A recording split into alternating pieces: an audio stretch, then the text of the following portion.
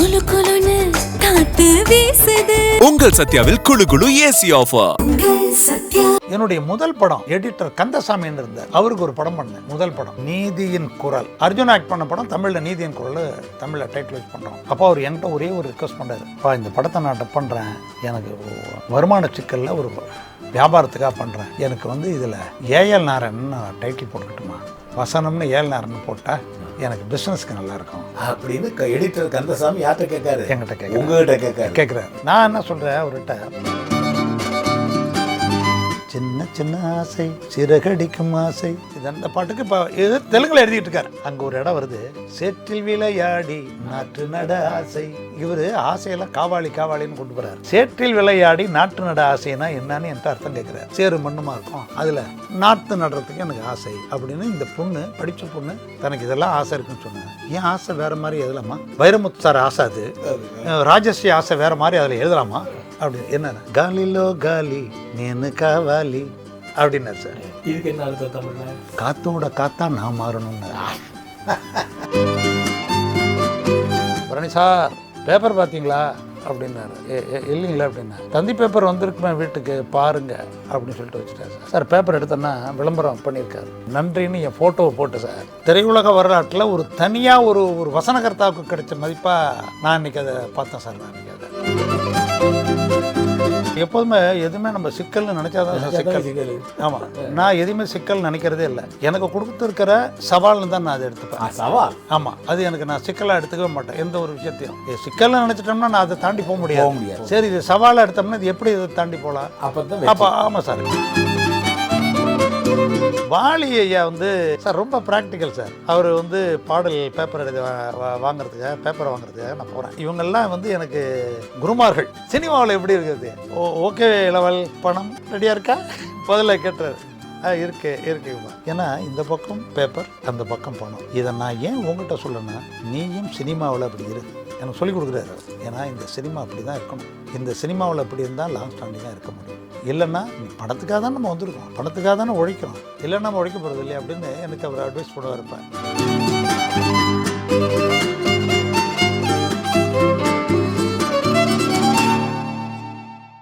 நம்ம AL Narayanan sir மிகப்பெரிய writer. என்னென்ன படம், கமலுக்கு படம், ரஜினி சாருக்கு, கமல் சாருக்கு எல்லாருக்கும் படம் பண்ணிருக்கார். அவர் எழுதாத ஹீரோ வைக்கலே கிடையாது. அலிபாபா 40 திருடர்களுடைய வசனகர்த்தா அவர் தான். அதுக்கப்புறம் திரிசூலம் சாட்டையால் அடிச்சுப்பார் சிவாஜி. அப்போ ஒரு வசனம் போட்டிருப்பார், அவளை பிரிஞ்ச வருதே, நான் வந்து டைரியில் என்னால் வரி வரியாக எழுத முடியலம்மா, என் முதுவில் தாம்மா எழுதிக்கிட்டு இருக்காங்குவார். பர்டிகுலராக ஒரு டேட்டில் ரொம்ப ரொம்ப அருமையான வசனகர்த்தா அவர் தான் எழுதினார். நாகேஷை ஹீரோவை பட்டு எங்கள் வாத்தியாரோ இன்னொரு படம் சூப்பர் டூப்பர் ஹிட் ஆச்சு 80s. அவர் தத்துவத்துக்காக அந்த படம் பார்க்கலாம் நீங்கள், அந்த நாகேஷ் கேரக்டர் அப்படி பண்ணியிருப்பார். ஸோ அவர் வந்து பில்லாவுக்கு அவர் தான் ரைட்டரு. சூப்பர் ஸ்டார் ரஜினிகாந்த் நடித்த பில்லாவுக்கு அவர் தான் ரைட்டரு. அவருக்கு எனக்கு உள்ள தொடர்புகள் வந்து ரொம்ப வித்தியாசமாக இருக்கும். அவர் வந்து நான் அப்பான்னு தான் கூப்பிடுவேன். அவர் வயது மூப்பு, அவர் மேலே உள்ள மரியாதை காரணமாக கூப்பிடுவேன். சார் அவர் நீங்கள் சொன்னால் உங்களுக்கு ஆச்சரியமாக இருக்கும். ஒரு நாள் நானும் அவர் வீட்டில் உட்காந்து பேசிகிட்டு இருக்கோம். என்னுடைய முதல் படம் நான் வந்து எடிட்டர் கந்தசாமின்னு இருந்தார். அவருக்கு ஒரு படம் பண்ணேன். முதல் படம் நீதியின் குரல், அவருக்கு நான் பண்ணுற படம். அர்ஜுன் ஆக்ட் பண்ண படம் தமிழில் நீதியின் குரல், தமிழில் டைட்டில் வச்சு பண்ணுறோம்.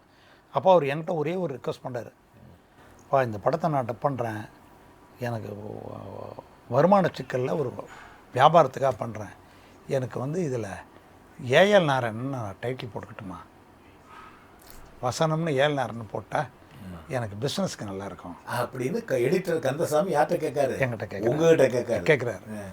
நான் என்ன சொல்கிறேன் அவர்கிட்ட, தாராளமாக போட்டுங்க, அவர் பேரை போடுறது ரொம்ப தானே, ஏன்னா அவரும் எனக்கும் ரொம்ப அந்யோன்யமான ஒரு பழக்கம். தாராளமாக போட்டுங்கப்பா, நீங்கள் தாராளமாக போட்டுக்கலான்னு. சரி, முதல்ல அவர் அதில் ஒத்துக்கணும்ல, அவர் எழுதாத ஒன்றுக்கு அவர் போடுறேன்னா அவர் நான் கேட்டுட்டேன் அப்படின்னாரு. இவர் கேட்டன்றதை எனக்கு ஒரு சின்ன தயக்கமாக இருந்தது. நீ வா நம்ம 2 பேரும் போகலாம் அப்படின்னாரு. 2 பேரும் போனால் அங்கே வந்து அவர் என்ன பண்ணிட்டாரு, ஏன் நீ ஏன் பேரை போட்டுக்க, நீ பரணிகிட்ட கேட்டியாளி எப்படி பாருங்க, பரணிகிட்ட கேட்டியாளி அப்படின்னு சொல்லிட்டு, ஆமாம் மருதவரன் கேட்டியானே அண்ணன் போனோன்னே வாமோனே என்ன இந்த மாதிரி போட்டேன் சார், அவருக்கு பிஸ்னஸ் தேவையில் இருக்குது போட்டுக்கிறேன், எனக்கு ஒன்றும் பிரச்சனை இல்லை, அவர் தாராளமாக போட்டோம். உங்களுக்கு ஏதாவது பிரச்சனை இருக்கா? அப்படி இல்லை, எனக்கு பிரச்சனை இல்லைப்பா, நான் எழுதாத படத்துக்கு என் பேரை போடுறேன்றாங்களே அப்படின்னு. அப்பா நீங்கள் உங்கள் பேர் போட்டால் எனக்கு கௌரவம். சூப்பர். அப்படி போட்டு அந்த நீதியின் குரல்ன்ற படம் ரிலீஸ் ஆச்சு சார். அது உங்கள் பேரை போட்டாச்சு, நீங்கள் வந்து ஏதாவது ஒரு சீன்லையாவது எழுதி கொடுக்கணும்ல எனக்கு. நான் அப்படின்னு நான் சொல்லி என்ன பண்ணிட்டேன், ஒரு காமெடி சீனு, ரொம்ப காமெடி நல்லா எழுதுவார், நீங்கள் வாங்கன்ட்டேன். இவரை பூஜை அன்னைக்கு கூப்பிட்டேன். பூஜை அன்னைக்கு என்ன டிஸ்ட்ரிபியூட்டர்லாம் வராங்க, இப்போ ஏன் டயலாக்னு போட்டு அவர் இல்லைன்னாக்கா நல்லா இருக்காதுல்ல, நீங்கள் பூஜைக்கு வாங்கன்னு சொல்லிட்டு அவர் கோத்து விட்டு மைக்கு முன்னாடி இருக்க வச்சு ஒரு காமெடி சீனை போட்டு விட்டேன். இதுக்கு டப்பிங் எழுதுங்கன்னாரு. பால் அப்படி பார்க்குறாரு. அவரோட வந்து ஹம்பின்னு அவர் அசிஸ்டன்ட் இருப்பார். அவர் பக்கத்தில் பேட் வச்சுக்கிட்டு அவர் முகத்தையே பார்த்துட்டு இருப்பார். அவர்கிட்டருந்து வாங்குவார் சார். இவர் ரொம்ப தமாஷாக இருக்கும் அது. இவர் யோசிச்சு பார்த்தாரு, அப்படியே என்னை கூப்பிட்டார், மைக் ஆஃப் பண்ண சொல்லு அப்படி இல்லாரு. உனக்கு எவ்வளோ நாள் திட்டம் போட்டுன்னு எங்கள் அப்பா வேற அதில் ஐயா திரைக்கவித்தில் மருதாசி அவர்களை வந்து பேனலில் உட்காந்துருக்காரு, பூஜைக்கு வந்திருக்காரு. நீ எவ்வளோ நல்லா திட்டம் போட்டிருக்கேன், எங்கள் அண்ணன் முன்னாடி என்னை அவமானப்படுத்தணுன்ட்டு.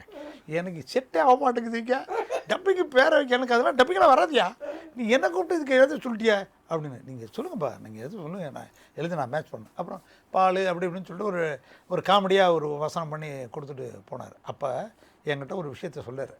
அவர் டப்பிங் எழுதுகிறப்ப மரகபா அப்படின்னு ஒரு வார்த்தை க்ளோஸ்அப்பில் வந்துருச்சு. ஏஎல் நாராயணன் எழுத போகிற படத்துக்கு அப்போ எப்போ நடந்த கதை இது. இப்போ சொல்கிறார், எனக்கு முன்னாடி 10-15 வருஷத்துக்கு முன்னாடி நடந்த கதை இது. இதெல்லாம் நடக்கிறதுக்கு முன்னாடி 60களில் நடந்த கதைன்னு வச்சுக்கோம். நம்ம 60களில் இது ஏதோ ஒரு படத்துக்கு டப்பிங் தமிழுக்கு டப்பிங் பண்ண வேலை நடந்திருக்கு. அது என்ன வார்த்தை? மரகபா. அது என்ன இந்தியா இல்லை ஒரியாவான்னு எனக்கு தெரியல. இந்த மரகபான்னா செத்துட்டார்ன்ற மீனிங்ல ஏதோ ஒரு அர்த்தம் வருது போல இருக்கு. North Indian language. மரகபான்றாரு.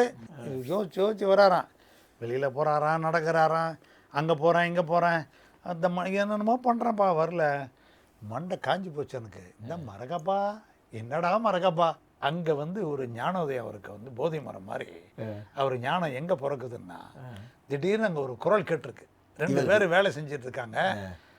தோட்டம், இது தியேட்டரு பக்கத்தில் தோட்டம், வாகினி. அங்கே தோட்டத்தில், டேய் மருதப்பா அதை எடுத்துட்டு வாடா அப்படின்னு ஒரு சத்தம் கேட்குது. மருதப்பா மரகபா உள்ள கிடுக்கிட்டு ஓடியாரா. மருதப்பாட்டே கிடைச்சிருச்சு தோட்டக்காரன். ஆமா, மருதப்பா செத்துட்டா அப்படி. இப்படிலாம் நான் கஷ்டப்பட்டேன். நான் அன்னைக்கே விட்டுட்டேன், இது நமக்கு ஒத்து வராத ஜோனர் இது. நான் அதோட முடிச்சுட்டேன். நான் அதுக்கப்புறம் அந்த பக்கம் போல, இது எமக்கு உகந்த இடமல்லன்னு முடிவு போட்டேன். நீ அதில் எக்ஸ்பர்ட்டாட்ட நீ பண்ணு அதில், ஆனால் உங்கள் அப்பாவை வச்சுக்கிட்டு என்னை அவமானப்படுத்தாத சார். ரொம்ப காமெடியாக இருப்பார் சார். கேட்டேன் நான் காரில் அவரும் நானும் போயிட்டு இருக்க சொல்லுவேன். நான் சும்மா கிண்டலாக அவருக்கு சொல்லுவேன், ஏன்பா இப்போ யார் பெரிய ரைட்டரு அப்படிங்குவேன். ஸ்டேட் படங்களுக்கு இப்போ யார்ப்பா பெரிய ரைட்டர் அப்படிம்பாரு. நான் தான். அப்போ பில்லா ஓடிட்டுருக்கு.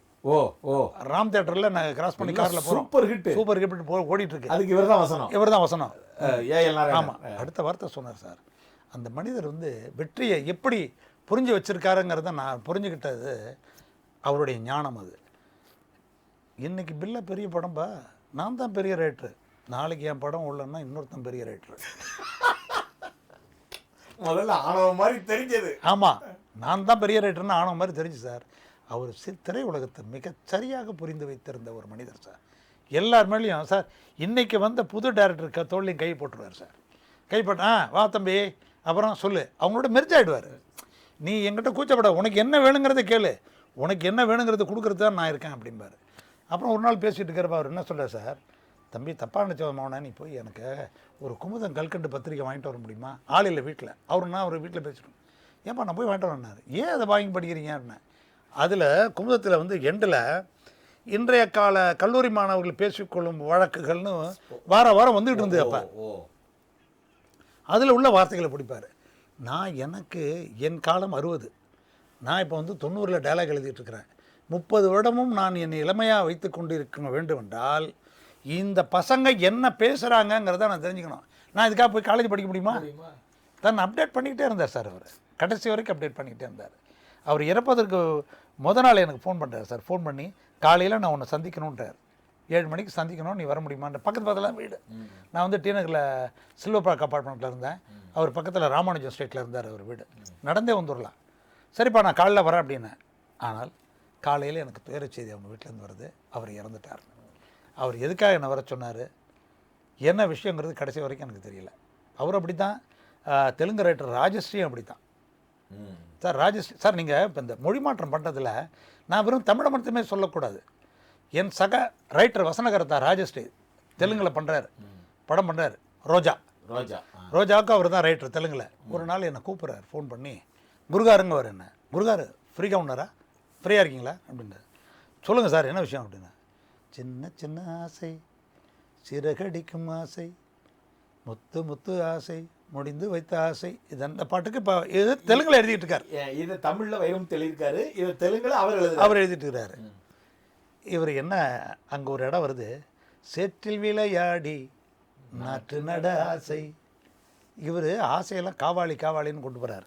சேற்றில் விளையாடி நாட்டு நட ஆசைன்னா என்னன்னு என்கிட்ட அர்த்தம் கேட்குறாரு. சரி, நான் அவரும் வந்துட்டார் வீட்டுக்கு வந்துட்டு, குருகார் என்கிட்ட ரொம்ப இன்னர் மீனிங்க, நான் அதில் நான் அர்த்தத்தை மாறி கெடுத்துடக்கூடாதே அப்படிங்கிறதுக்காக என்கிட்ட தமிழில் கேட்குறாரு. நான் சொன்னேன், சேற்றில் விளையாடி நாட்டு நட ஆசைன்னா சேத்துல கால் வச்சு ஒரு மாதிரி அந்த நாற்று நடுற நேரத்தில் சொதன்னு சேறு ஆக்கிடுவாங்க, தண்ணியும் சேருமா இருக்கும், மண்ணும் சேறு மண்ணுமா இருக்கும், அதில் நாற்று நடுறதுக்கு எனக்கு ஆசை அப்படின்னு இந்த பொண்ணு, படித்த பொண்ணு, தனக்கு இதெல்லாம் ஆசை இருக்குன்னு சொன்னேன்.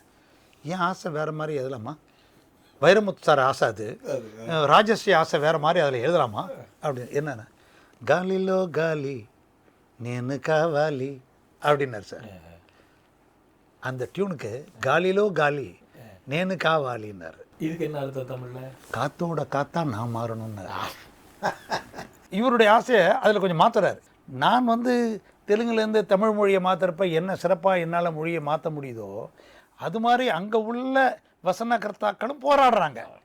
ஒரு சிறந்த வசனகர்த்தாக்கள் போராடுறாங்க. அதில் ராஜஸ்ரீ போராடின வார்த்தைக்கு நான் சொல்கிறேன், இப்போ அது மாதிரி என்னுடைய ஆசை இருக்கலாமா அப்படின்னு எனக்கு கேட்குறாரு. தாராளமாக இருக்கலாம். இது மாதிரி மொழி மாற்றம் பண்ணுறப்ப சார் நிறைய விஷயங்கள் நம்ம அதை சேஞ்ச் பண்ணுற விஷயம் ஒரிஜினலை நம்ம பெருசாக டிஸ்டர்ப் பண்ணாமல் அதை விட பெட்டராக பண்ணணும், அவ்வளோதான். மருதபரணி ஐயா, அசுர வம்சம்னு ஒரு விளம்பரம் பார்த்தோம். ஆமாம் சார். அந்த அசுர வம்சம் கூட உங்கள் கைவண்ணம் தான் அப்படின்னு ஒரு ஞாபகம் இருக்குது. ஆமாம் சார். அது யார்? அசுர வம்சம் நான் தான் சார். நீங்கள் தானே? ஆமாம், அது மலையாள படம் சார். அது மலையாள படம் அசுர வம்சம்ன்ற டைட்டில் தான் அது வந்தது. அதை தமிழில் பண்ணுறப்ப அதே பெயரை நம்ம தமிழ் பெயராக தானே இருக்குது, அசுர வம்சம் எல்லாருக்கும் புரியும்னு சொல்லிட்டு அந்த பேரை வச்சோம். அது எனக்கு ஒரு மிகப்பெரிய பேர் வாங்கி கொடுத்த படம். அது மனோஜ் கே ஜெயன், நம்ம தமிழ் படங்கள்லாம் ஆக்ட் பண்ணிருந்தார். ஊர்வசி அவங்களோட கணவர், முன்னாள் அவங்க கணவர், அப்புறம் பிரிஞ்சுட்டாங்க. அவர் இதில் ஹீரோவாக நடிச்சிருந்தார். அந்த படத்தில் டைலாக் ரொம்ப ரொம்ப ஃபோர்ஸ்ஃபுல்லான டைலாக் சார். படத்துலலாம் நீங்கள் ஒரு இன்ஸ்பெக்டர் கேரக்டர், ஒரு ரவுடி கேரக்டர், 2 கேரக்டரும் பேரலாக வச்சுருந்தாங்க. அதில் 2 பேருக்குமே ஒரு கட்டத்தில் இந்த முருகன் இந்த இந்த பாளையம், அவன் பேர் பாளையம் முருகன், பாளையம் முருகன். அதை பாளையம் முருகனோடனே அந்த படத்தில் என்னென்னா, இந்த இப்போ தான் ஒரு தடவை சொன்னால் 100 தடவை சொன்ன மாதிரின்ற மாதிரி, இந்த பாளையம் முருகன் சொன்னால் அந்த பழனி முருகன் சொன்ன மாதிரின்னு ஒரு டைலாக் அப்படின்னு சொல்லிட்டு அந்த டைலாக்லாம் ரொம்ப ரொம்ப இன்ட்ரெஸ்டிங்காக இருக்குது. பவர்ஃபுல் கேரக்டர் அது. அது வில்லனில் அது இன்ஸ்பெக்டர், இவரை பிடிப்பார், இவர் திருடன், ஹீரோ திருடன். ஸோ இந்த கேரக்டர் 2 பேருக்குமே சார் இன்டர்வல் பேக் வச்சாங்க சார். இந்த இன்டர்வல் பேக்கில் 2 பேருக்கும் ஃபைட் நடக்கும். ஃபைட்டு முடிஞ்சதுக்கப்புறம் இவர் தோக்குற மாதிரி ஒரு சீன் வரும். தோக்குற மாதிரி தோப்பார். என்ன சொல்லுவார்னா, நான் நீ போட்டிருக்க காக்கி சட்டை மேலே நான் உனக்கு மரியாதை கொடுக்குறேன். நான் ஒரு திருடன், நான் ஒரு ரவுடியாக இருக்கலாம், ரவுடி திருடலை ரவுடி, ஆனால் இந்த காக்கி சட்டைக்கு மரியாதை கொடுக்கணும், நீ என்னை பிடிச்சிட்டு போ அப்படின்னு சொல்லுவார். அந்த படம் சார் ரொம்ப பெரிய ஹிட் ஆச்சு. அதில் ரொம்ப ஹிட் ஆச்சு. எனக்கு என்னுடைய எழுத்துக்களுக்கு கௌரவம் கொடுத்த அந்த படம். நான் ரொம்ப சின்சியராக அந்த படம் பண்ணேன். அவ்வளோ அழகாக வந்தது சார். அந்த படம் ஒரு நாள் அது தயாரித்தவர் யாருன்னு கேட்டிங்கன்னா, யுனைடெட் மூவிஸ் பாதுஷான்னு சொல்லிட்டு. இந்த படம் பண்ணி முடிச்சோ, படம் ரிலீஸ் ஆகி 50th டே நினைக்கிறேன் சார். ஒரு நாள் காலையில் எனக்கு ஃபோன் பண்ணிட்டார், பரணி சார் பேப்பர் பார்த்தீங்களா அப்படின்னாரு. இல்லைங்களா அப்படின்னா, தந்தி பேப்பர் வந்திருக்குமே வீட்டுக்கு பாருங்க அப்படின்னு சொல்லிட்டு வச்சுட்டேன் சார். சார் பேப்பர் எடுத்தோன்னா விளம்பரம் பண்ணியிருக்காரு, நன்றின்னு என் ஃபோட்டோவை போட்டு சார். திரையுலக வரலாற்றில் ஒரு தனியாக ஒரு வசனகர்த்தாவுக்கு கிடைச்ச மதிப்பாக நான் இன்றைக்கி அதை பார்த்தேன் சார். நான் இன்றைக்கி அதை மருதபரணி தூக்கி ஒரு ஓரமாக வச்சா கூட ஒரு வசனகர்த்தாவுக்கு தனிப்பட்ட முறையில் அவர் ஃபோட்டோவை மட்டும் போட்டு ஒரு விளம்பரம் கொடுக்குறாரு, 50ஆம் நாள் வெற்றி படம் கொடுக்குறாருனாக்கா அப்போ எல்லாருமே ரொம்ப சந்தோஷப்பட்டாங்க. இப்படி ஒரு விளம்பரம் வந்து ஒரு தயாரிப்பாளர் கொடுக்குறாரு. ஏற்கனவே என்னுடைய சத்திரிய வம்சம் பாருங்கள், 2 வம்சத்துக்கும் நான் அதை தான் யோசித்து பார்க்குறேன். சத்திரிய வம்சத்திற்கு மோகனப்பா ஃபஸ்ட்டு டைம் கொடுக்குறாரு, என் ஊமை படத்திற்கு உயிர் கொடுத்தவர்கள்னு. அதில் விளம்பரம் எல்லார் படத்தையும் போட்டு என் படத்தை பெருசாக போட்டு அப்புறம் என்னுடைய டப்பிங் ஆர்டிஸ்ட் படத்தெல்லாம் போட்டு ஊமை படத்திற்கு உயிர் கொடுத்தவர்கள்னு. சார் இன்னும் குறிப்பிட்டு சொல்கிறேன், நீங்கள் திரைத்துறையில் வசனகர்த்தாவுக்கு மட்டும் தனிப்பட்ட முறையில் யாருக்கும் ஃபோட்டோ போட்டது வரைக்கும் விளம்பரம் இல்லை ஸ்ட்ரெயிட் பிக்சர் கூட வந்ததில்லை சார். பின்னால் வந்தது, பின்னால் ஒரு அதுக்கு அடுத்தபடி அப்புறம் தொழில்நுட்ப கலைஞர்களுக்கெல்லாம் கொஞ்சம் மரியாதை கொடுக்க ஆரம்பித்தாங்க சார். அது வந்து அப்போ இண்டஸ்ட்ரியில் ரொம்ப பெரிய ஒரு பேராக இருந்தது. அந்த வகையில் அசுர வம்சம் வந்து என்னால் மறக்க முடியாது. 2 வம்சத்தில் சத்திரிய வம்சமும் மறக்க முடியாது, அசுர வம்சம் மறக்க முடியாது. அது மாதிரி அந்த படத்தில் ஒரு பெரிய அந்த அசுர வம்சத்தில் அப்படி தொழிலில் ஈடுபட்டுக்கிட்டு இருக்கும்போது இந்த வசனத்தை மலையாளத்திலிருந்து தானே தமிழ். ஆமாம் மலையாளம். அந்த மலையாளத்திலிருந்து தமிழுக்கு வசனத்தை பதிப்பிக்கும் போது ஏதாவது அதில் சிக்கல்கள் இடர்பாடுகள்? சார் சிக்கல்கள்லாம் எப்போதுமே எதுவுமே நம்ம சிக்கல்னு நினச்சாதான் சிக்கல். ஆமாம், நான் எதுவுமே சிக்கல் நினைக்கிறதே இல்லை. எனக்கு கொடுத்துருக்கிற சவால்னு தான் நான் அதை எடுத்துப்பேன். சவால்? ஆமாம், அது எனக்கு நான் சிக்கலாக எடுத்துக்கவே மாட்டேன். எந்த ஒரு விஷயத்தையும் சிக்கல்னு நினச்சிட்டோம்னா நான் அதை தாண்டி போக முடியாது. சரி, இது சவாலாக எடுத்தோம்னா இது எப்படி இதை தாண்டி போகலாம்? அப்போ ஆமாம் சார். அந்த படத்தில் இப்போ பாருங்களேன், ஒரு ஹீரோவை நம்ம வந்து முன்னிலைப்படுத்தணும், அவரை வந்து பிரகடனப்படுத்தணும்னா, இப்போ சூப்பர் ஸ்டாருக்கு வந்து அவர் சூப்பர் ஸ்டார் ஆகிட்டார். அவர் என்ன சொன்னாலும் அது வந்து நான் ஒரு தடவை சொன்னால் 100 தடவை சொன்ன மாதிரிங்கிறது ஒரு நமக்கு ஒரு உந்துதலான ஒரு கிடைச்ச ஒரு டைலாக். இப்போ மனோஜ் கேஜனுக்கு யாரையும் தெரியாதுங்க, யோசிச்சு அப்போ அந்த கேரக்டர் பேர் பாளைய முருகன். அது ஏதோ ஒன்று சொல்லுது, ஆனால் அதை அடிக்கடி சொல்லக்கூடிய ஒரு சொல்லா ஒரு வார்த்தையாக இப்படி யூஸ் பண்ணலாம். இப்போ வந்து சூப்பர் ஸ்டார் வந்து ரஜினிகாந்த் வந்து நான் ஒரு தடவை சொன்னால் 100 தடவை சொன்ன மாதிரிங்கிறது ஜனங்க மத்தியில் மைண்டில் ஏறி போன ஒரு விஷயமாச்சு, கீழ்மட்டம் வரைக்கும், சின்ன குழந்தைங்க வரைக்கும். சரி, இப்போது இவருக்கு என்ன பண்ணலாம் இந்த இடத்துல யோசிச்சிருப்பேன், இந்த பாளைய முருகன் சொன்னால் அந்த பழனி முருகன் சொன்ன மாதிரி போடுங்க அப்படி. இது எப்படி அடிக்கடி கொண்டு வந்தீங்க சார்? அந்த டைலாக் எங்கே ஒரு முத்தாய்ப்பாக வேறு எதை முடிக்கிற நேரத்தில் இதை போட்டுருவோம் சார். நீங்கள் உங்களுக்கு இடம் தான் தேவை சார். ஒரு தலை சிறந்த மொழிமாற்று வசனகர்த்தாவுக்கு என்ன வேணும்னா உதட்டு அசைவு மட்டும் இருந்தால் போதும். நீங்கள் என்ன வேணாலும் அங்கே உதடு அசையாமல் இருந்தால் தான் நீங்கள் போட முடியாது. இந்த உதடு அசைவு அங்கே இருந்ததுன்னா அந்த உதட்டு அசைவுகளுக்கு என்ன வேணாலும் நீங்கள் போட்டு நீங்கள் என்ன கருத்தை நினைக்கிறீங்களோ சார், ஈஸ்வாசம் மாற்றி போட்டு அதில் ஃபில் பண்ணணும் சார். அதில் ஏதோ ஒரு விஷயம் போட்டிருந்தாங்க, பாளைய முருகன், அது வேறு. அதை நான் வந்து ஒரு பஞ்சு டைலாக்காக கொண்டு வந்துட்டேன் அதை கடைசியாக அதை எண்டு வரைக்கும். ஸோ அப்போ வந்து நீங்கள் ஜனங்க பார்க்குறவங்களுக்கு என்ன தோணுதுன்னா, அந்த கேரக்டர் மனோஜ் கேன்னதுங்கிற கொஞ்சம் மறந்துட்டு ஒரு ரஜினிகாந்த் அங்கே இருக்கிறாருன்ற ஒரு உணர்வு அங்கே கொண்டு வந்து கொடுத்துடணும் சார். இந்த மாதிரி பஞ்சு டைலாக்லாம் நிறைய போடுவாங்க சார் அவங்க. அது வந்து கொஞ்சம் ரொம்ப லோக்கலாக போடுவாங்க அவங்க, தெலுங்கில் பண்ணுறப்பெல்லாம் போடுவாங்க. அப்போ சிரஞ்சீவி அடிக்கடி சொல்லுவார், ஒரு வார்த்தையை சொல்லிகிட்டே இருப்பார், லோக்கலாக ஒரு வார்த்தை அங்கே சொல்லுவார். அதுக்கு பஞ்சு டப்பா டான்ஸ் ஆடிடுவாங்க. இப்போ இங்கே எல்லாம் இங்கே நீங்கள் சென்னை தமிழில் பேசுகிற டேய் டப்பா டான்ஸ் ஆடிடும் அப்படிம்பாங்க. ஸோ அந்த மாதிரி வார்த்தைகளை அவர் லோக்கலாக என்ன பேசுகிறாரோ அது போய் அவங்க கனெக்டிவிட்டி ஆகணும். அது மாதிரி போட்டு பஞ்ச் பண்ணுவேன். நீங்கள் ரோமுக்கு போனால் நீங்கள் ரோமனாக தான் நீங்கள் அங்கே இருக்கணும். அங்கே போய் இல்லை நான் இப்படிலாம் இருப்பேன்னா அது மேட்ச் ஆகாது. சினிமாங்கிறது சார், சினிமா நம்ம என்ன எடுத்துக்கிட்டோம் கதைக்களம், அதுக்கு என்ன அந்த கேரக்டருக்கு என்ன எடுத்துக்கிட்டோங்கிறது முக்கியம். ஸோ அந்த கேரக்டர் போய் இப்போது லோக்கலாக ஒரு கேரக்டர் எடுத்துகிட்டு போய் தூய தமிழ் பேசணும்னு சொன்னால் அது மேட்ச் ஆகாது. இந்த சினிமாங்கிறது பல பாதைகளை கடந்து வந்துக்கிட்டு இருக்கு. நீங்கள் 60கள் வரைக்கும் வந்து நான் சென்று விட்டு வருகிறேன் அப்படின்னு தான் சொல்லிகிட்டு இருந்திருப்பாங்க. சிவாச்சார் கூட நீங்கள் படங்கள்லாம் நீங்கள் பார்த்தீங்கன்னா ஆரூர்தாஸ் அப்பா அவங்க ஏழாயிரம் இதெல்லாம் ஆரம்ப காலத்தில் அவங்க எழுதின டைலாக்லாம் வந்து ஒரு செந்தமிழில் தான் இருக்கும், தூய தமிழ் தான். நீங்கள் காலகட்டம் மாற நீங்கள் ஜெய்சங்கர்லாம் வந்து என்ட்ரி ஆனார். அதெல்லாம் வந்து அப்படியே கொஞ்சம் கொஞ்சமாக மாதிரி கலோக்கியலாக மாற ஆரம்பிச்சது. பேச்சு தமிழா சினிமா பேச்சு தமிழுக்கு மாறிச்சு, செந்தமிழ்லேருந்து பேச்சு தமிழுக்கு மாறிச்சு. ஸோ ஒவ்வொரு காலகட்டத்திலையும் சினிமா கடந்து வந்த பாதையை பார்த்தீங்கன்னா நீங்கள் அந்தந்த கேரக்டருக்கு தகுந்த மாதிரியான வார்த்தைகள் போட்டால் தான் ஜனங்களை போய் ரீச் பண்ண முடியும். ஸோ அதெல்லாம் நம்ம யோசிக்கணும் சார். இதெல்லாம் வந்து என்னுடைய முன்னோர்கள் இப்போ ஏழாயிரப்பாட பேசுகிறப்ப நான் சொன்னேன் இல்லைங்களா, இன்றைக்கி என்ன புத்தகத்தில் வந்திருக்கு, இன்றைக்கி என்ன பேசுகிறான், இன்றைக்கி என்ன காலேஜ் ஸ்டூடெண்ட் பேசுகிறான், மாணவர்கள் என்ன பேசுகிறாங்க அப்படின்னு தெரிஞ்சிக்கக்கூடிய இது அவ்வளோ பெரிய அனுபவசாலி. அவர் 70 வயசில் அதை படிச்சுக்கிட்டு இருக்கிறாரு. அப்போ எனக்கு ஒரு 30-35 வயசில் நான் அவரை ஃபாலோ பண்ணிக்கணும் இல்லைங்களா, நான் அவர்கிட்ட எடுத்துக்கணும். நான் பழகிறேன் போகிறேன்னா அவர்கிட்ட சில நல்ல விஷயங்கள், திறமையான விஷயங்கள்லாம் நான் கற்றுக்காமல் அவரோட பழகிறதுல பிரயோஜனம் இல்லை. இப்போது டப்பிங் வந்து முதல்ல லூப்பில் இருந்தது. லூப்பில் இருந்து வந்து என்ன ஆச்சுனாக்கா, லூப்பில் வந்து நான் சொன்ன லீடர் போட்டு ஒரு 5 அடியில் சுற்றிக்கிட்டு இருக்கோம்னா அது மறுபடியும் வந்து ராக் அண்ட் ரோல் சிஸ்டம் ஆச்சு. ராக் அண்ட் ரோல் சிஸ்டம்னா சிங்கிள் ட்ராக்கில் டேப் ஓடும். இவங்க எல்லாரும் பேச பேச இந்த டேப்பு 100 அடி ஓடிச்சா திரும்பி 100 அடி மெதுவாக தான் சிங்கிள் ஸ்பீடில் தான் வரும். அது பேர் சிங்கிள் ஸ்பீடு. சிங்கிள் ஸ்பீடில் இப்போ 24 ஃப்ரேம்ஸ்னால் 24 ஃப்ரேம்ஸ் திரும்பி வர வரைக்கும் இவங்க பேசாமல் நின்றுக்கிட்டே இருக்கணும். இப்போ ஒரு நிமிஷம் அந்த லூப் இருந்துன்னா திரும்பி ஒரு நிமிஷம் வர வரைக்கும் இவங்க நின்றுக்கிட்டே இருக்கணும். அதுக்குள்ளே இவங்க என்ன டைலாக்கு பைகாட் பண்ணாங்க பேசணும் நினைச்சாங்களா மறந்துடும். அது பெரிய சவாலாக இருந்தது டப்பிங் ஆர்டிஸ்ட்டுக்கு. முன்னாடினா 5 அடி லீடர் இருக்கும், டக்குன்னு வந்துடும் அடுத்த இது டைலாக் திருப்பி ரிப்பீட் பண்ணி பேச வேண்டியது. இந்த ராக் அண்ட் ரோல் சிஸ்டம் வந்ததுக்கப்புறம் ரொம்ப ஸ்லோவாச்சு.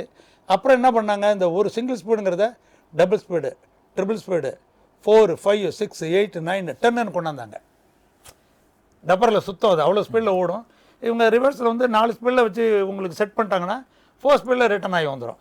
ஸோ இப்படி ஒரு காலகட்டம் மாறுற மாதிரிப்போ இந்த சிங்கிள் ட்ராக் டேப் வந்து 4 ட்ராக்காக மாறிச்சு. இப்போ 4 ட்ராக்கில் என்ன பண்ணுவாங்கன்னா, அது தெளிவாக சொல்லணும்னா ஒரு டேப் இருக்கும், ரெக்கார்டிங் டேப்பு. இப்போ நம்ம யூஸ்வலாக நம்ம இதில் டேப் ரெக்கார்டில் போகிற டேப் வந்து சின்னதாக இருக்கும். அந்த சின்ன டேப்பை பெருசாக வச்சுங்க, ஒரு 1 இன்ச்சுன்னு 2 இன்ச்சில் வச்சுங்க. அதில் 4ஆக பிரித்து 4 ட்ராக்கு. ஒரு ட்ராக்கில் நம்ம என்ன பண்ணுவோம், பைலட் ட்ராக் வச்சுப்போம். பைலட் ட்ராக்குங்கிறது ஆல்ரெடி நம்ம வந்து தெலுங்குன்னா நடிக்கும்போது பேசுகிற டைலாக் அது ஸ்ட்ரைட்டுக்கு. இப்போ நம்ம டப்பிங்னு வரப்போ மொத்த படத்தினுடைய தெலுங்கு டைலாக்கோ இல்லை கன்னட படமோ இல்லை மலையாளமோ இல்லை ஹிந்தியோ அந்த ஒரிஜினல் படத்தோட மொத்த டைலாக்கு வித் மியூசிக்கோட ஒரு ட்ராக்கில் இருக்கும். ஒரு ட்ராக்கில் இருக்கும். இது கைடன்ஸு. மிச்சம் 3 ட்ராக்கில் இருக்கும். இந்த 3 ட்ராக்கில் ஒரு ட்ராக்கில் நீங்கள் ஹீரோ எடுத்துக்கலாம், ஒரு ட்ராக்கில் ஹீரோயின் எடுத்துக்கலாம், ஒரு ட்ராக்கில் வில்லன் எடுத்துக்கலாம். இது நடுப்புற இப்படி எடுக்கிறதுனால என்ன வசதினா, நீங்கள் ஒவ்வொரு ட்ராக்லேயும் உள்ள வாய்ஸை வந்து எப்படி வேணாலும் மோல்டு பண்ணலாம். டெக்னாலஜி வளர வளர எங்களுடைய ஸ்பீடு வந்து கம்மியாச்சு. எந்த ஸ்பீடு கம்மியாச்சுன்னு கேட்டிங்கன்னா, நான் மொழிமாற்றம் டப்பிங் சொல்கிறேன்.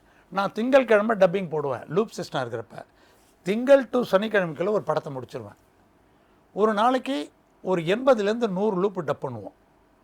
ஒரு படத்துக்கு மொத்தம் ஒரு 500 லூப்பு 600 லூப்பு கட் பண்ணுவாங்க. நான் ஒரு 5லேருந்து 6 நாளில் நான் முடிச்சிடுவேன்.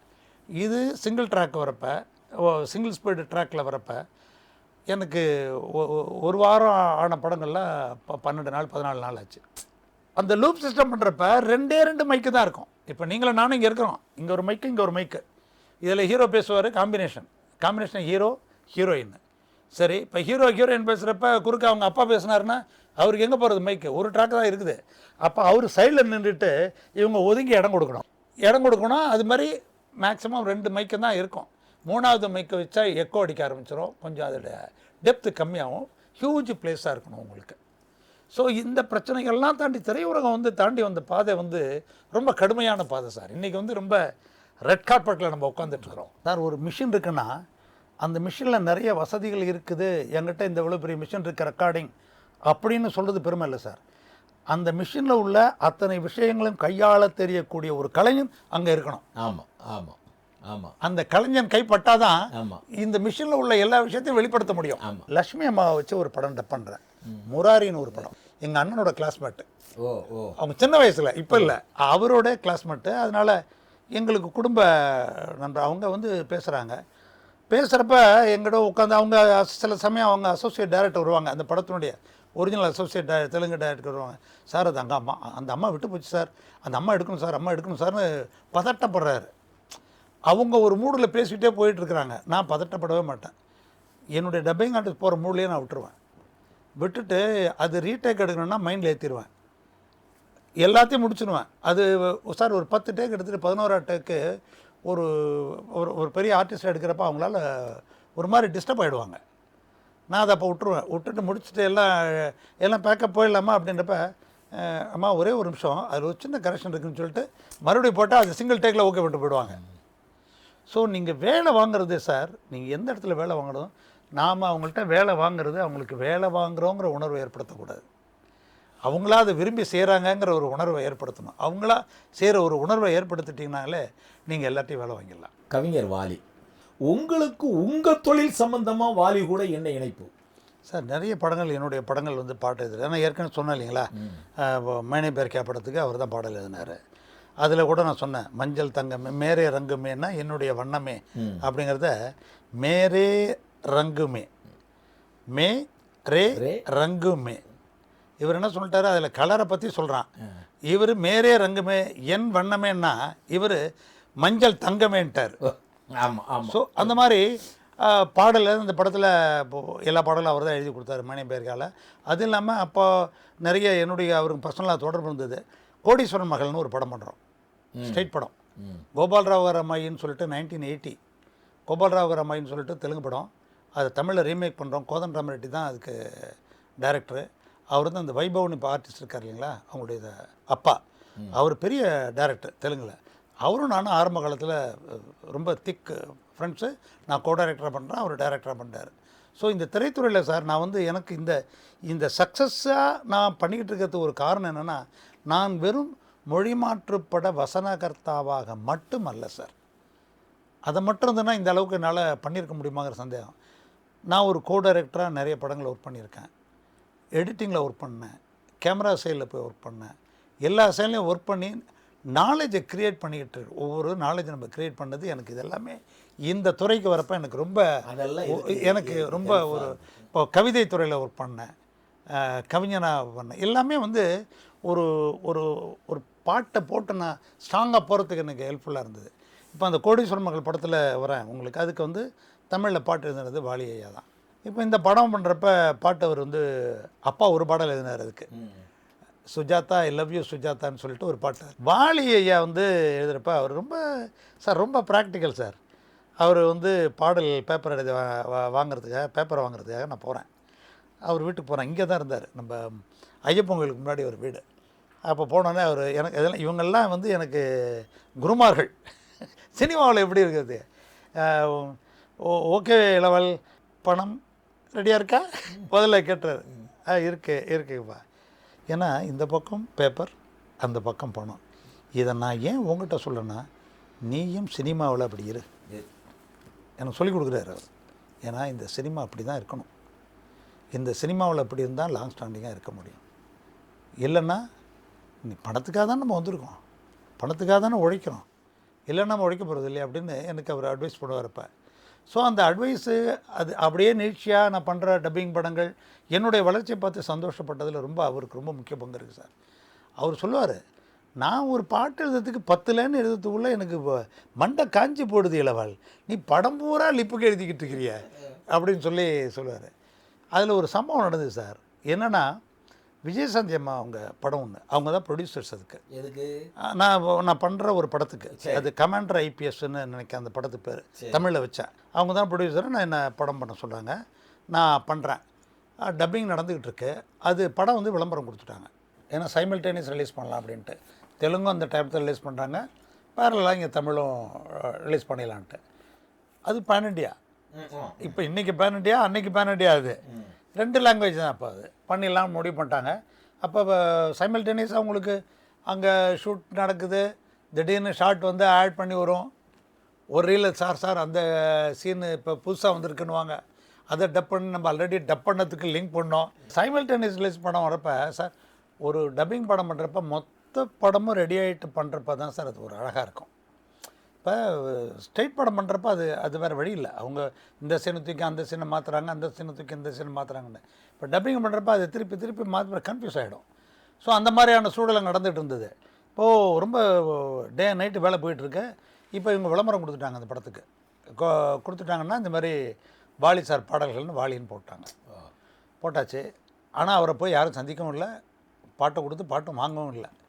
இப்போது தெலுங்கு பாட்டை இந்த நான் சொன்னேன் இல்லைங்களா, டிரான்ஸ்லிட்ரேஷன் அதெல்லாம் எழுதிக்கிட்டு அதுக்கு அர்த்தமாக எழுதிக்கிட்டு இங்கேருந்து போகிறாங்க. ஏன்னா அது நான் எப்போதுமே வேறு கவிஞர்கள் வைரமுத்து அவர்களாக இருக்கட்டும், முத்துலிங்கம் அவர்களாக இருக்கட்டும், இவங்கள்ட்டெல்லாம் பெரிசோடன் எனக்கு நிறைய பாடல் எழுதியிருக்கிறார். கவிஞர் பெரிசோடன் அவர் நூற்றுக்கணக்கான படங்களுக்கு எனக்கு எழுதியிருக்கிறார். முத்துலிங்கம் ஐயா நிறைய எழுதியிருக்காரு, வைரமுத்து சார் நிறைய எழுதியிருக்கிறார். அவர்கிட்ட போய் இந்த லிஸ்ட்டை கொடுத்துருவேன். இந்த டிரான்ஸ்லேஷன் எழுதிட்டு இது இந்த சுச்சுவேஷனில் இருக்குன்னு ஒரு சின்ன ப்ரிலோடு ஒரு கதை சுருக்கம் மாதிரி நான் எழுதி என் கைப்படம் எழுதி நான் அனுப்பிச்சி விட்ருவேன். அது மாதிரி எடுத்துகிட்டு போகிறாரு. இவர் எடுத்துகிட்டு போய் வாலி சாரை பார்க்குறாரு. வாங்கினார். என்ன பாட்டா? ரைட், ஓகே, சரி, இன்னும் ஒரு 3 மாதம் கழிச்சு வச்சுங்கன்ட்டார் பாட்டை. ஐயோ இல்லைங்க, ரிலீஸு வந்து இதுங்க, யாரை கட்டு வச்சுங்க, என்ன கட்டு வச்சிங்களான்னு அனுப்பிச்சி விட்டார். இவர் அங்கேருந்து வந்துட்டார். வந்து சார் என்ன சார் இப்போ பிரச்சனை, வேறு கவிஞரை மாற்றி எழுதலாம், மாற்றி எழுதி வைக்கிறது ஒன்றும் பெரிய விஷயம் இல்லை. ஆனால் அவங்களுக்கு ஒரு நேர்மை இருக்குது சார். நம்ம விளம்பரத்தில் பாடல்கள் வாலின்னு போட்டோம். இப்போ நம்ம வந்து ஒரு வைரமுத்து இல்லை வேறு யார் பெரிய சோழன் முத்துலிங்கன்னு போட்டால் அது அவங்களுக்கு ஒரு அந்த கௌரவ குறைச்சல்ன்ற ஒரு மாதிரி நம்ம தப்பாக போய்டும்ல. சார் எப்படியாவது எழுத வைக்கணும் சார், நீங்கள் ஏதாவது ஒன்று பண்ணுங்க அப்படின்னாரு. உங்கள்கிட்ட வந்துட்டாங்க. ஆமாம், என்கிட்ட வந்துட்டாங்க, எப்படியாவது பண்ணுங்க அப்படின்னு. சரி சார் அப்படின்னு சொல்லிட்டு நானே டப்பிங் போயிட்டுருக்கேன், நான் அங்கே போனால் அப்படியே வேஸ்ட்டாக போயிடுமுன்னு. வேஸ்ட்டாக போட பரவாயில்ல சார், முதல்ல அவர் எழுத வச்சா தேவலாம் அப்படின்ட்டாங்க. சரின்னு சொல்லிட்டு வரும் ஜெயராஜன் சொல்லிட்டு ரொம்ப ஸ்மார்ட்டாக ஒர்க் பண்ணுவார் அவர். அவர் ஒயிட்டன் போய்ட்டு ஜம்முட்டு இருப்பார் ஆள். அவரும் நானும் போகிறோம். போனேன் சார் நீங்கள் வெளியே கொஞ்சம் வெயிட் பண்ணி கேட்டு வாலி வீட்டு வெளியில். ஆமாம், உள்ளே இருந்தான். அதில் நான் உள்ளே போனேன். உள்ளே போனால் சைடில் ஒரு ரூம் இருக்கும், அவர் உட்காந்து சந்திச்சு பேசுகிறதுக்கு. அவர் நான் வந்த உடனே வந்துட்டார். வந்து லெவல் என்ன விஷயம் அப்படின்னாரு. பாட்டு எழுதுனுங்க அப்படின்னாரு. ஓ ரைட்டு, நிறைய வேலை இருக்குது, எப்போ வேணும் அப்படின்னாரு. நான் சொன்னேன், நான் கையில் வச்சுருக்கேன், நான் இங்கே உட்கார வச்சுட்டு நீங்கள் கொடுத்தீங்கன்னா இப்படியே வாங்கிட்டு போகணும். யோ என்ன அது, நானே 5-6 படம் எழுதிட்டு இருக்கிறேன், நான் இப்போ எப்படி பண்ண முடியும்? சரி வேறு எப்போ டைம் கூட அப்படின்னாரு. காலையில் ரெக்கார்டிங் வச்சுக்கிட்டுமா? அப்படி இல்லை, அப்படி பார்த்தாருல்ல. சரி, 4 மணிக்கு வச்சுக்கிறீங்களா அப்படின்னாரு. உடனே சம்பளம்னு சார் ஒரு அதுதான் சார் அவர் என் தந்தையார் மேலே வச்ச அந்த மரியாதை உனக்கு தெரியாதா இளவன், நீ என்ன சொல்ல. உடனே அதுக்குள்ள சார் ஜெயராஜ் சார் வாங்கன்னா அவர் வந்தார். அவர் பார்த்தாரு, நேற்று வந்துடுறாரு இவர் அப்படி இல்லை. ஆமாம் சொல்லார். இல்லை சார் நான் தான் டைலாக் எழுதிட்டு இருக்கிறேன் அப்படின்னா. ஓ அப்படியா, ஆக்சுவலாக எனக்கு டைமே இல்லை, தம்பி வந்தனால தான் நான் வந்து பண்ணுறேன் அப்படின்னு சொல்லிட்டு அடுத்த நாள் எழுதி கொடுத்து எதாவது திருத்தம் நீயே பார்த்துக்கிடுவார் அவர். அவ்வளோ என் மேலே வச்சிருந்த நம்பிக்கை அவர். அப்புறம் அந்த படம் வந்து பண்ணி முடித்தோம் சார். அது குறிப்பிட்ட தேதிக்கு. ஆமாம்மா, குறிப்பிட்ட தேதிக்கு ரிலீஸ் பண்ணாங்க அந்த படத்தை. அதில் அவங்களுக்கு ரொம்ப சந்தோஷம். இவர் 3 மாதம் சொன்ன இடத்துல போய் இவர் அடுத்த நாளே பாட்டு எழுதி வாங்கிட்டு வந்துட்டாருன்னு. சார் அங்கே தான் உங்களுக்கு என்னென்னா அன்பு தான் சார் அங்கே ஜெயிக்கும். பணம்லாம் நாளாவது நீங்கள் கோடி ரூபா கொடுங்க தூக்கி போட்டிருப்பார் அவர். விஜயசாந்தி அம்மா அவங்களையே டப்பிங் பேச வச்சேன். அவங்களுக்கு எப்போதும் வந்து சரிதா தான் வாய்ஸ் கொடுப்பாங்க. சரிதா தான் தெலுங்கில் வாய்ஸ் கொடுப்பாங்க. தமிழில் நான் டப் பண்ணாலும் நிறைய படங்கள் சரிதாம்மா வச்சு தான் நான் வாய்ஸ் எடுத்திருக்கேன். ஒரு 2 படங்கள் மட்டும் நீங்களே பேசுங்கன்ட்டேன். அப்போ உடனே அவங்க ஹஸ்பண்ட் சொல்லார், வேண்டாம் இந்த விஷ பரீட்சை அப்படின்றார். நல்ல வாய்ஸ் சார் அவங்களுக்கு. விஜயசாந்தி அம்மாவுக்கு நல்ல வாய்ஸு, நல்ல ஒரு இதயமுள்ள ஒரு பெண்மணி அவங்க. அவர் சீனிவாச பிரசாத் இருக்கார், அவரும் ஒரு நல்ல மனிதர். ரொம்ப அவங்கள்ட்ட பேசிகிட்டு இருக்கிற டைம் போகிறது தெரியாது. அவங்க வீட்டில் எந்த ஒரு நிகழ்ச்சியாக இருந்தாலும் உடனே கூப்பிடுவாங்க, பர்த்டே எல்லாம் கூப்பிடுவாங்க. போயிட்டு அங்கே தான் நான் டி நகரில் தான் அவங்க வீடு இருந்தது. ஸோ போய்ட்டு வரோம். அவங்கள சிரமப்பட்டு பேசுனாங்க. அவங்களுக்கு சில இந்த இட்டுச்சு அந்த மாதிரிலாம் வரப்போ கொஞ்சம் சிரமமாக இருக்கும். பட் அதெல்லாம் தாண்டி அந்த படத்தை அவங்க படமாக இருக்குங்கிறதுனால நான் என்னால் பண்ண முடிஞ்சுது. எப்படி வந்து ஹலோ பிரதர் படம் பாலு சார் படமாக இருந்ததுனால பாலு சாரை எப்படி பேச வச்சனோ அதனால் அவங்க ஒரிஜினல் வாய்ஸை பேச வச்சு அதில் பேசி கொடுத்தாங்க. அந்த படம் நல்லா போச்சு அவங்களுக்கு. ஸோ அந்த மாதிரி வாலி சார் வந்து அவர் வந்து ரொம்ப முடியாதுன்னா முடியாது தான் அவர்கிட்ட. அந்த மாதிரி அனுபவங்கள் நிறைய சார் வாலி சார்கிட்ட. மிகப்பெரிய மாக்கலைஞன் புரட்சி கலைஞர் விஜயகாந்த் அவர் கூட உங்களுக்கு வேலை செஞ்ச அனுபவங்கள் இருக்கா சார்? இருக்குது சார். ஒரே ஒரு படம் பண்ணேன். அது எப்படின்னா அவருடைய தனிப்பட்ட முறையில் எனக்கு பழகிருக்கு சார். ஆரம்ப காலத்தில் சௌரி செட்டியார்னு நம்ம சாலிகிராமம் அருணாச்சல ரோட்டில் காவேரி ரங்கன் தெருன்னு இருக்கும். அதில் வந்து சௌரி செட்டியார்னு ஒருத்தர் இருந்தார். அது திரைத்துறையில் டிஸ்ட்ரிபியூஷன் அப்புறம் மொழிமாற்று படங்கள் இதெல்லாம் பண்ணிகிட்ருப்பார். அந்த இடத்துல வந்து அவர் வந்து அப்பாவுக்கு ரொம்ப நெருங்கிய நண்பர். இவங்கெல்லாம் அங்கே சந்தித்து பேசிகிட்டு இருப்பாங்க. அவர் வீடு அங்கே ஒரு வீடு இருந்தது. அவர் வீட்டு மாடியில் இவர் சினிமாவுக்கு வந்த புதுசில் தேடி வரப்போ சௌரி செட்டியாரோட கொஞ்ச நாள் தங்கியிருந்தார். அப்போ மாடியில் அவர் உட்காந்து அப்படியே பார்த்துட்ருப்பார். நான் வருவேன், அப்பா அழைச்சிட்டு வருவேன். அவர் நடிக்க வந்த காலம் புதுசு. மாடியில் பார்த்துட்டே இருப்பார். அப்போ இவர் வந்து ரெக்கமெண்ட் பண்ணுவார் அப்பாட்ட, ஆனால் கேஎஸ்சி உங்களுக்கு நல்ல பழக்கம் இல்லையா? கேஎஸ் கோபாலகிருஷ்ணன் அது நம்ம மதுரைக்கார பையங்க. அவர் சொல்கிறது மதுரைக்கார தம்பி, அது பெரிய வசதியான குடும்பம், சினிமாவில் நடிக்கணும்னு சொல்லுது, கொஞ்சம் சொல்லுங்கள் அப்படின்னு சொல்லுவார். அப்போ என்ன சந்தர்ப்பத்தில் அது சரியாக வராமல் போயிடுச்சு. அதுக்கப்புறம் அவர் சிரமப்பட்டு முட்டி மோதி அவர் ஒரு பக்கம் சார், அவர் ஒரு சுயம்பு தான். விஜயகாந்த் வந்து ஒரு சுயம்பு தான் சார். அவர் போட்டுட்டு கூட அவர் சில படங்கள் அவர் எடுத்திருக்காங்க சார், சில ஃபோர்ஸஸ்னால எடுத்திருக்காங்க, அது ஒரு பெரிய கதை. ஆனால் அதையும் மீறி போராடி அவருக்கு என்ன சார் பின்புலம் இருந்தது சினிமாவில்? தன்னுடைய திறமையை மட்டுமே வச்சுக்கிட்டு சார், திறமை தேடல் ரெண்டும் இருக்கணும். வெறும் திறமை மட்டும் இருந்தால் பத்தாது, தேடலும் இருந்தால் தான் இந்த திறமை பரிமளிக்கும். ஸோ அவர் அவ்வளோ தூரம் சிரமப்பட்டு முன்னுக்கு வராரு. முன்னுக்கு ஒரு கட்டத்தில் போயிட்டுருக்கிறாரு. ஒரு தனித்த ஹீரோவாக, ஒரு கமர்ஷியல் ஹீரோவாக உருவெடுத்து வந்துக்கிட்டு இருக்கிறாரு.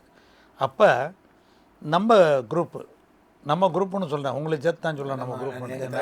ஆமாம், திரைப்படக் கல்லூரி மாணவர்களில் என்னுடைய பிரதர், என்னுடைய கசன் பிரதர் அரவிந்தராஜ் அது சேர்ந்து படித்து இன்ஸ்டியூட்டில் படித்து வந்த காலத்தில் ஆபாவாணன், நான்லாம் ரொம்ப பிரியமாக சின்னான்னு கூப்பிடுற ஆபாவாணன், சின்னச்சாமி, ஆபாவாணன் சின்னான்னு கூப்பிடுவேன், ஆபாவாணன், இவங்கெல்லாம் ஒரு ட்ரிப்பு சேர்ந்து ஒரு படம் மர்டர் எக்கோன்னு அவங்க ஷூட் பண்ணியிருக்காங்க. எங்கள் திரைப்பட கல்லூரியில் அந்த ஒரு டிப்ளமா ஃபில்மு மர்டர் எக்கோ. அந்த காலத்தில் அவ்வளோ செலவு பண்ணி அவங்க வசதிக்குள்ளே பெருஞ்செலவு அது. அப்போ அரவிந்தராஜ் அப்பாட்ட இந்த மாதிரி பெரியப்பா இந்த மாதிரி இந்த மர்டர் எக்கோங்கிற ஒரு சின்ன நாட்டு இருக்குது, அதை வச்சு ஒரு படம் பண்ணோம், ஊமை விடிகள்னு படம் பண்ணுறோம், அதை ஃபைனான்ஸ் ஏற்பாடு பண்ணி கொடுங்க அப்படின்ட்டு. அப்போ இவங்களை அழைச்சிட்டு அப்பா என்ன பண்ணுவார், அப்போ ஒரு பெரிய ஃபைனான்ஸர் இருந்தார், அவர்கிட்ட அழைச்சிட்டு போவார் அப்பா. இப்போ புது பையங்க, இன்ஸ்டியூட்லேருந்து படித்த பையங்க, யாருக்கும் நம்பிக்கை இல்லாத ஒரு நேரம். அனுபவம் வேணும் இல்லை சார், சினிமாங்கிறது அனுபவம் வேணும். அதுக்கு முன்னாடி உங்கள் கல்லூரியிலேருந்து வந்தவங்க ருத்ரையா மட்டும் வந்திருக்காரு.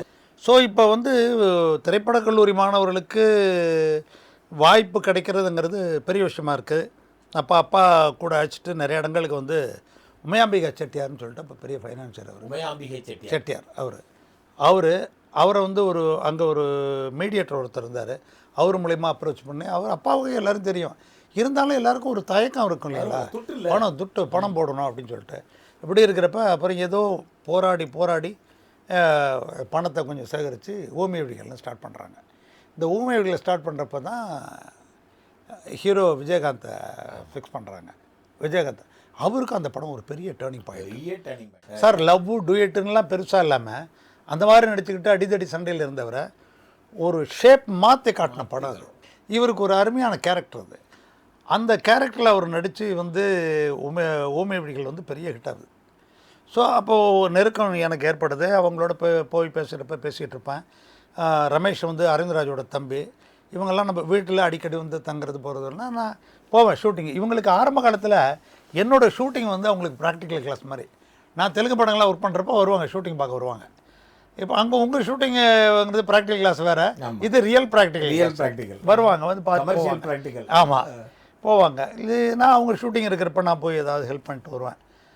ஏன்னா சின்ன ஆபாவணன் எங்கள் குடும்பத்தில் ஒரு பையன் மாதிரி, எப்படி அரவிந்தராஜோ எப்படி ரமேஷோ அது மாதிரி ஆபாவணன் எங்கள் குடும்பத்தில் ஒரு பிள்ளை மாதிரி அப்பாவுக்கு அப்படி தான் பார்த்துட்டு இருந்தார்.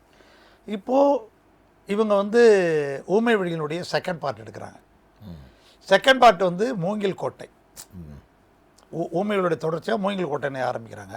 முள்ளக்கோட்டை அப்படின்னு சொல்லிட்டு அதை தெலுங்குலையும் பண்ணலாம் அப்படின்னு சொல்லிட்டு, தமிழில் மூங்கில் கோட்டை, ஆமாம், தெலுங்குல முள்ளக்கோட்டை, ஆமாம், அது ரீமேக்காக பண்ணலாம் அப்படின்னு சொல்லிட்டு பண்ணுறோம். அப்போ ரீமேக்குன்னா விஜயகாந்துக்கு யார் போடுறது? அப்போ கிருஷ்ணராஜை போட்டுக்கலாம். அங்கே தெலுங்குல அவர் மிக பெரிய ஃபேமஸ் ஆர்டிஸ்ட். அதாவது இப்போ பாகுபலி பிரபாஸ் இருக்காரு, அவங்க சித்தப்பா, அவர் ஃபிக்ஸ் பண்ணுறோம். ஃபிக்ஸ் பண்ணி நிறைய தமாஷஸ் அதெல்லாம் நடக்கும்.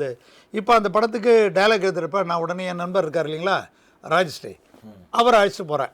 இந்த மாதிரி ராஜஸ்ரீ தான் எழுதிட்டோம் அப்படின்னு சொல்லிட்டு அவர் எழுதுறாரு, அவர் டைலாக் எழுதுறாரு. நான் தமிழில் எழுதி முடித்த உடனே நம்ம தமிழ் தானே ஒரிஜினல், அது எழுதி கொடுத்தோன்னா அது இங்கே தெலுங்குக்கு அவங்க நேட்டிவிட்டிக்கு தகுந்த மாதிரி அதை மாற்றி அந்த கண்டென்ட் வர மாதிரி எழுதி கொடுத்துருவாங்க. இது தலக்கோணத்தில் ஷூட்டிங்கு. இப்போ அது நடக்குது. நம்ம ஆட்கள் தான் தெரியுமா உங்களுக்கு, போட்டால் ஒரு சீன் எடுக்க ஆரம்பித்தாங்கன்னா அது அப்படியே போயிட்டுருக்கோம். காலையில் ஷூட்டிங் ஆரம்பிச்சது போயிட்டுருக்கு. இதில் நிஞ்சா ஃபைட்டு. இதில் நீங்கள் ஜூடோ ரத்னா ஒரு பையன் ராமு தான் அதுக்கு மாஸ்டர். Ninja fight. ஒரு பக்கம் மரம்லாம் பெரிய பெரிய மரம், 100 அடி உயரத்துக்கு மரம், ரோப்பை கட்டி நம்ம ஸ்டண்ட்டு குரூப்பெல்லாம் ஏற்றி மேலே ஏறி இறக்கி ஒரு பெரிய போராட்டமே நடந்துக்கிட்டு இருக்குது. அங்கே ஜே நடக்குது. அப்புறம் கம்பு போகிறது, ஈட்டி போகிறது, ஈட்டிக்கு மேலே கேமரா வச்சு கட்டி. சார் அது ஒரு கூட்டு முயற்சி சார். அபாவனுடைய படங்களில் வந்து நீங்கள் யார் எந்த யோசனை சொன்னாலும் நல்ல யோசனை உடனே எடுத்துக்குவார். ஸோ அது ரொம்ப அழகாக வேலை நடந்துகிட்டு இருக்கு. இவர் காலையிலேருந்து விஜயகாந்த் உட்காந்துக்கிட்டே இருக்கிறாரு, ஷார்ட்டு வரல எடுத்துகிட்டே இருக்கிறாங்க. நான் போய் ஐயோ தனியாக உட்காந்துக்காருன்னு நான் கம்பெனி கொடுப்பேன். உட்காந்து அப்போ போய் பேசிகிட்டு இருப்பேன். இப்போ தெலுங்கு இந்த பக்கம் கிருஷ்ணராஜ் உட்காந்துருப்பார். அவர் ஒரு பக்கம் அவர்கிட்ட ஒரு 5 நிமிஷம் பேசிட்டு இவர்கிட்ட 5 நிமிஷம் பேசிட்டு இருப்பேன். அப்படியே உட்காந்தார். அவர் சார் விஜயகாந்த் சார் என்கிட்ட சொல்ல, சார் இனிமேல் இந்த இன்ஸ்டியூட் பசங்களுக்கு படமே பண்ணக்கூடாது சார் அப்படின்ட்டு. இல்லை ஒரு ஹீரோ காலையிலேருந்து உட்காந்துட்டு இருக்கிறேன் சார். ஒரு அன்பின் மிகுதியில் சொல்கிறார், விளையாட்டாக சொல்கிறார். அதை உடனே சிரிச்சுக்கிட்ட சொல்கிறேன், சார் நீங்கள் எல்லாம் சொல்லுவீங்க, நீங்கள் அடுத்த படம் பண்ண வருவீங்களா அப்படின்னு சிரிச்சுக்கிட்டே சொல்கிறார். சார் இந்த பையங்களோட இந்த பசங்களோட படம் பண்ண அது என்னவோ ஒரு தம் கோவம் வரும் சார். ஆனால் அடுத்த நிமிஷம் அவங்க என்னை வச்சு பண்ணுற விதங்களை பார்க்குறப்ப அந்த கோவம் பஞ்சாக பறந்து போய்டும் சார். அந்த டிஃப்ரெண்ட்டாக என்னை எப்படி காட்டணும், என்னை எப்படி கொண்டு போகணும், வேறு எனக்கு ஒரு ஷேப் கொடுக்குறதில்ல அவங்க வந்து எடுத்துக்கிற முயற்சி. அதனால் சார் அவர் வந்து அன்றைக்கி அப்படி சொல்லுவார். நான் சொன்னேன், இன்றைக்கி இப்படி சொல்லுவீங்க, நாளைக்கு அவங்கள தான் வச்சுக்கோமே சார். ஒரு உட்காந்து 4 மணி நேரம் உட்காந்துருக்கான்ல, அப்போ ஏதாவது ஒன்று சொல்லணும்ல அப்படி. அப்புறம் பார்த்தீங்கன்னா அவங்களுக்கு ஆர்கே செல்வமணி புலன் விசாரணை எல்லாமே அவருடைய என்ன சண்டை வரும் சார் அவங்களுக்குள்ளார. வெட்டு குத்துங்கிற மாதிரி சண்டை இருக்கும். இவருக்கு அவரை பிடிக்காது, அவங்களுக்கு அவரை பிடிக்காது. ஆனாலும் பார்த்தீங்கன்னா ஒரு கட்டத்தில் வெளியில் இருக்கிறவங்க பார்த்தா ஐயோ அவங்க 2 பேரும் இது சேராதுன்னு பார்த்தா நம்ம முட்டாளாயிடுவோம். அவங்க சேர்ந்துக்குவாங்க. திரைப்படக் கல்லூரி குரூப்போ விஜயகாந்த் சாரும் சேர்ந்துக்குவாங்க. ஸோ அந்த மாதிரி ஒரு அற்புதமான மனிதர் சார் அவர் தான் நினைத்ததை. நீங்கள் பார்த்தீங்கன்னா அபாவனன் படங்கள் இவங்க எல்லாம் ஒரு எப்படி போச்சுன்னா, நீங்கள் சாப்பாடு விஷயங்கள் எல்லாருக்கும் ஈக்குவல், எல்லாருக்கும் சமம். ஜூஸ் கொடுத்த முதல் ஆள் ஆபாவனம் தான். ஷூட்டிங்கில் ஜூஸ் கொடுத்த முதல் ஆள் ஆபாவனம் தான் தொழில்நுட்ப கலைஞர்களுக்கு. இன்றைக்கி விஜயகாந்த் சார்லாம் இருந்தாருனாக்கா அது அவருடைய லெவல் வேறு மாதிரி இருந்திருக்கும் சார். அது உண்மையான மனிதர் சார். அது நான் பழகின வரைக்கும் யதார்த்தமான மனிதர், உண்மையான மனிதர். பொய் சொல்ல தெரியாது. உங்கள்கிட்ட ஒரு மாதிரி பேசி மனசில் பட்டதை ஓப்பனாக சொல்கிறது. இல்லாட்டி நீங்கள் நடந்த அரசியல் நிலவரத்தெலாம் நீங்கள் பார்த்தீங்கன்னா இன்னொரு கட்சி தலைவராக இருந்தால் அதை எப்படியோ யூஸ் பண்ணி வெவ்வேறு விதமாக கொண்டு போயிருப்பாங்க.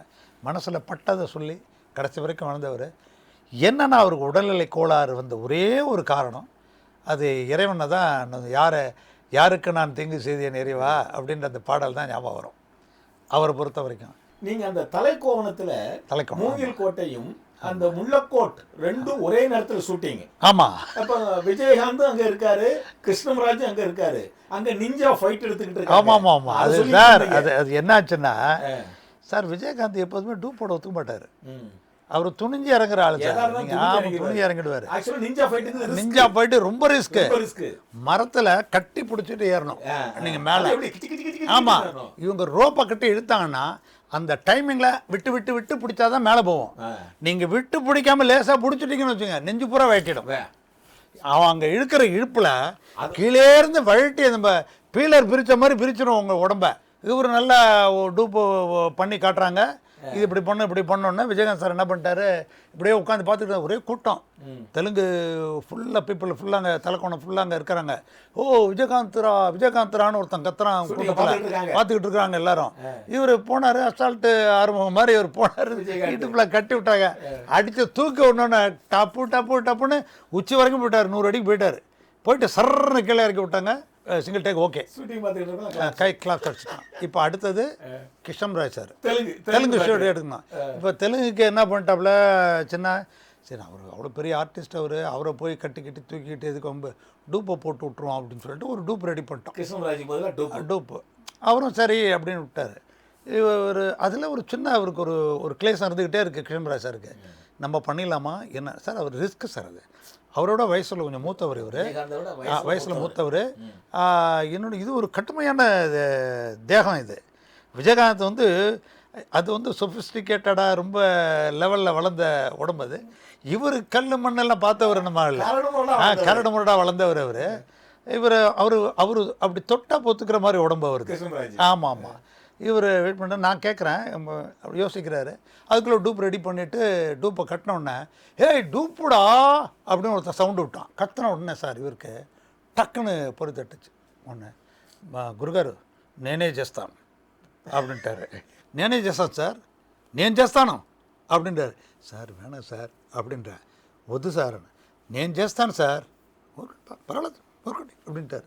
உடனே அவரை ட்ரெஸ் எல்லாம் கட்டி அவருக்கு வந்து உள்ளார பேடு கீடு எல்லாம் சுற்றி சார் எல்லாம் பண்ணி கம்பி எல்லாம் கட்டி எல்லாம் ரெடி பண்ணி மேலே சட்டையை போட்டு நான் அப்படி போய் பக்கத்தில் நிற்கிறேன். எனக்கு பயம் சார், ஏன்னா அவர் கண்ட்ரோல் பண்ணிக்கிட்டு இருக்கிறது நான். ஒன்று சார் ஓகேண்ணா அப்படின்னேன். ஓகே பண்ணிக்கார், இது கூட చేయకపోతే ఏంటి அப்படின்ட்டார். சரின்னு சொல்லிட்டு தூக்கிட்டாங்க சார். தூக்கின உடனே கடன்னு இவரும் டப்புன்னு கையை அப்படி இப்படி வச்சு மேலே போயிட்டார். இறங்கிட்டார். இறங்கிட்டு அதுக்குள்ளே ஒரு 1 மார்க் பண்ணால் தேவலான்னு வேறு ஏதோ டிஃபெக்ட்டு. அவர் இல்லை வேறு ஏதோ டிஃபெக்ட்டு அப்படின்னு.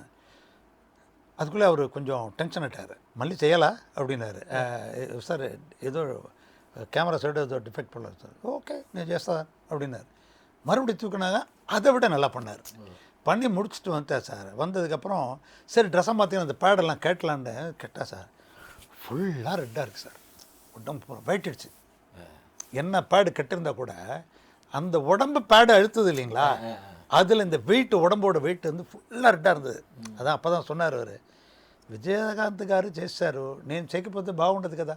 அதாவது விஜயகாந்த் சார் செஞ்சுட்டாரு, இப்போ நான் அதை செய்யலைன்னா எனக்கு இந்த ஏன் லோக்கல் இது, அவர் தெலுங்கு ஏரியா சார் அது. அப்போ விஜயகாந்தே வந்து சொன்னார், ஏன் சார் நீங்கள் போய் இதெல்லாம் பண்ணோம், அது பரவாயில்லையா சார் நீங்கள் இதெல்லாம் சார் நான் பண்ணேன்னா என் வயசு நான் இருந்த உடம்பு நீங்கள் எதுக்கு சார் இதெல்லாம் ரிஸ்க் எடுக்கணும் அப்படின்னு இவர் வந்து சொல்கிறார் அவர்கிட்ட. வேணாம் இல்லை விஜயகாரு நான் చేస్తాను அப்படின்னு பண்ணார் அதை.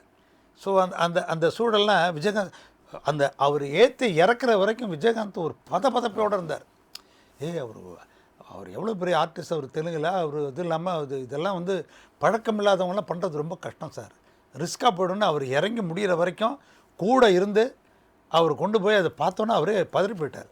அந்த ரெட்டை பார்த்த உடனே இந்த மாதிரி அவரோட இருந்தது விஜயகாந்த் சார் கூட. அது ஒரு அற்புதமான மனிதர். அவரை நினைவுகள் பெருசாக நினச்சிக்கிட்டே போகலாம். ராஜராஜ சோழன் மாதிரி சாத்தக்கர்ணின்ற ஒரு மிகப்பெரிய சக்கரவர்த்தி, இந்தியா ஃபுல்லாக ஒரு கொடையில் ஆண்ட ஒரு மனுஷன் அந்த ஆள். நாட்காட்டியை முதல்ல கண்டுபிடிச்சு உருவாக்குனதே அந்த ஆள் தான். அம்மா பேரை இனிஷியலாக போட்ட முதல் அரசன் அவன் தான். ஸோ இப்போ இந்த படத்தை பண்ணி முடிச்சுட்டு ரிலீஸ் பண்ணுறப்ப அந்த டைரக்டர் பண்ண ஒரு பெரிய விஷயம், ஆமாம் கிருஷ், அவங்க அம்மாவுக்கு அதில் மரியாதை கொடுக்கணுங்கிறதுக்காக அவங்க அம்மா பேர் அஞ்சன புத்திர கிருஷ். அவர் மட்டும் இல்லை, அந்த படத்தில் ஒர்க் பண்ண அத்தனை பேரும் அவங்க அம்மா பேரை போட்டு ப்ரொடியூசர்லேருந்து எல்லாம் அவங்க அம்மாவை பேர் போட்டு அவங்க பேரை போட்டிருந்தாங்க. சுட்டி குழந்தைன்னு ஒரு படம் பண்ணேன், எக்ஸ்ட்ராடனரி ஹிட் தமிழில். பேபிஸ் டே அவுட்னு ஒரு படம் வந்ததுங்களா, ஆங்கில படம். ஆமாம், அந்த படத்தை அப்படியே தழுவெல்லாம் எடுத்தது. அந்த காமெடியிலேருந்து எல்லாத்தையும் அவ்வளோ பிரமாதமாக கரெக்டான ஆர்டிஸ்ட்டை போட்டு பண்ணிட்டாங்க. బాబింటికి ఫోన్ చేసి వాళ్ళ అమ్మా నాన్న రమ్మని చెప్పు. ఓకే బాస్ వెళ్ళు. குளு குளுன்னு காத்து வீசுது. உங்கள் சத்யாவில் குளு குளு ஏசி ஆஃபர். உங்கள் சத்யா.